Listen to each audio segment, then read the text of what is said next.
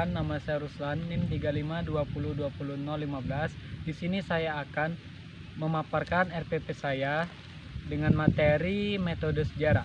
Assalamualaikum warahmatullahi wabarakatuh. Waalaikumsalam. Bagaimana anak-anak? Apakah sudah siap belajar hari ini? Siapa? Oke, kalau sebelum kita memulai pelajaran pada hari ini, mari kita melafazkan al-basmalah. Bismillahirrahmanirrahim. Oke, sebelum kita memulai pelajaran hari ini, mari kita berdoa sesuai dengan ajaran agama masing-masing. Berdoa dimulai. Sebelum memulai pelajaran hari ini, Bapak akan mengasih satu motivasi untuk kalian supaya lebih semangat lagi belajar dan lebih semangat lagi untuk meraih cita-cita kalian. Motivasinya ialah menjauhlah dari orang-orang yang mencoba meremehkan ambisimu. Orang kecil selalu melakukan itu, tetapi yang benar-benar membuatmu merasa bahwa kamu juga bisa menjadi hebat. Baiklah, hari ini Bapak akan memberikan materi tentang metode penelitian sejarah. Ada 4 metode. Yang pertama itu ialah heuristik atau pengumpulan data. Kedua ada kritik sumber atau penelitian untuk mencari sumber-sumber yang ingin kita cari. Yang ketiga ada interpretasi atau penafsiran atau menganalisis sejarah yang sudah kita dapat. Yang terakhir, yang keempat, ialah historiografi atau penelitian. Yang pertama tadi ialah the heuristic atau pemilihan topik atau pemilihan judul penelitian.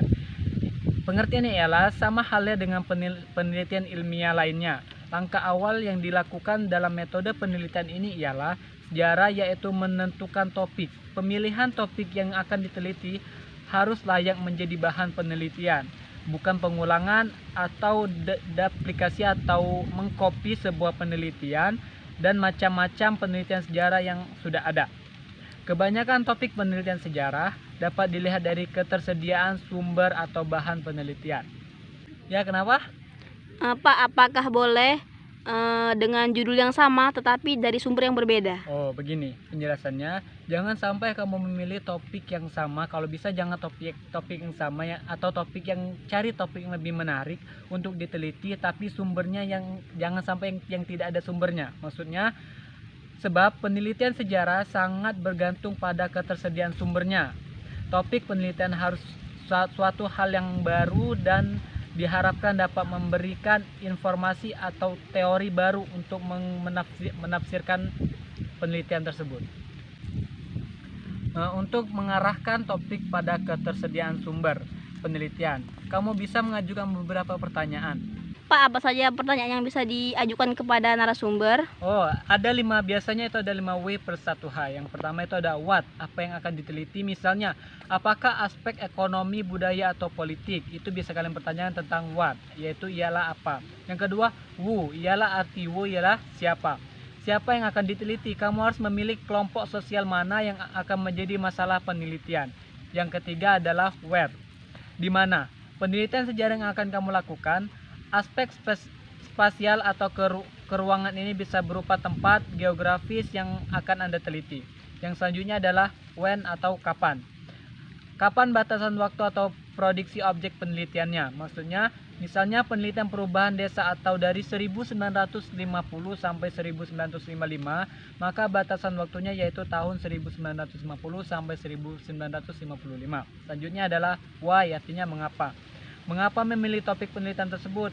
Maksudnya, pertanyaan ini lebih bersifat analisis atau mendalam terkait subjek maupun objek penelitian. Yang terakhir ialah how, artinya bagaimana. Bagaimana hal itu terjadi? Maksudnya, pertanyaan ini mengarah pada berbagai faktor yang membuat masalah atau peristiwa itu sering terjadi. Yang kedua ya tadi, yang pertama tadi ada heuristik atau pengumpulan data. Yang kedua tadi ada ialah kritik sumber atau penafsiran atau seperti sumber tulisan. Seperti namanya, sumber ini berisi keterangan tentang peristiwa sejarah dalam bentuk tulisan. Sumber tulisan berasal dari catatan mengenai suatu kejadian di masa lampau atau bisa sampai saat ini. Masih dapat ditemukan. Beberapa contoh sumber tulisan dapat dalam sejarah yaitu dokumen, prasasti, piagam, naskah, surat kabar, dan laporan. Baiklah, selanjutnya Bapak akan menjelaskan tentang contoh penulisan sejarah. Contohnya ialah yang cukup populer yaitu tentang penemuan Sungai Marisipi atau penelitian sejarah mengungkap cerita ini berdasarkan sumber tulisan dari catatan anggota ekspedisi penjelajah Spanyol Hernando de Soto dan surat arsip Spanyol. Contoh lainnya yaitu pengamatan Karl Marx tentang perkembangan historis sistem ekonomi dan primitif ke feodal, kapitalisme, revolusi, dan lain-lain. Secara umum, contoh penelitian sejarah bisa ditemukan pada peristiwa sejarah seperti perang revolusi, perkembangan, dan perang-perang lainnya, dan juga termasuk juga perang dunia kedua dan dunia pertama.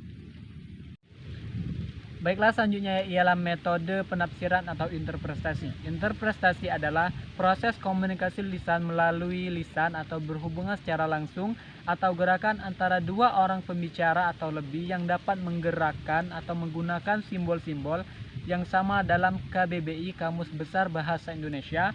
Orang yang melakukan interpretasi disebut interpreter atau menurut definisi interpretasi hanya digunakan sebagai suatu metode jika hal tersebut dibutuhkan.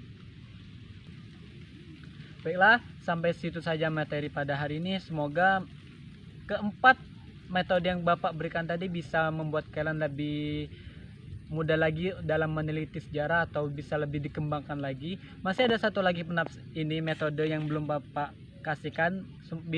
Kesempatan minggu depan nanti kita bisa bertemu dengan metode historiografi atau penulisan. Baiklah, untuk menutup pelajaran kita pada hari ini, marilah kita tutup dengan melafazkan alhamdulillah. Alhamdulillahirobbilalamin. Baiklah, kalau ada kata-kata yang salah Bapak mohon maaf. Pada Allah ampun yang Bapak harap. Wabillahi taufiq wal hidayah. Wassalamualaikum warahmatullahi wabarakatuh. Waalaikumsalam warahmatullahi wabarakatuh. Baiklah, sebelum Bapak keluar dari kelas ini, apakah dari 4 metode Bapak kasih tadi, apakah ada yang ingin ditanyakan? Tidak ada.